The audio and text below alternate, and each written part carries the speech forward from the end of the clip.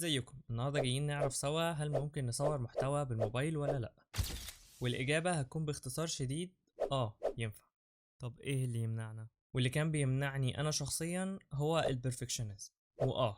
انا احد مرضى البرفكشنزم، وده كان العدو الاساسي بتاعي للانتاجية، لاني كنت كل ما اطلع كواليتي ايا كانت هي ايه كنت بقف دايما عند حتة لا في احسن، وكنت بفضل في السايكل دي لحد ما انطفي او استنى اي ابديت اعمله في الاكويبمنتس بتاعتي. طب وايه الحل؟ الحل هو انك تنتج باستمرار ايا كانت معداتك هي ايه، ومع الوقت هتطور نفسك في المحتوى ككل. طب ايه اهم خطوات انشاء المحتوى؟ الاهم من انك تشغل دماغك بالكاميرا اللي انت عاوز تشتريها عشان تبدا انشاء محتوى، انك تشغل دماغك بالمحتوى اللي هتقدمه، واهتم بانك تخرج المحتوى بصوت كويس، وايا كان هتصور بايه اهتم بالاضاءه كويس قوي. وكده مرحله انشاء المحتوى تتلخص في المحتوى وانه ما يكونش ممل، ويكون صوته واضح وصورته حلوه، ايا كان هتستخدم معدات ايه او حتى موبايلك. بالمناسبه احنا في موضه الفيرتيكال كونتنت والمنصات بتدعمه اكتر حاليا، فاعتقد انها فرصه مناسبه جدا انك تبتدي دلوقتي.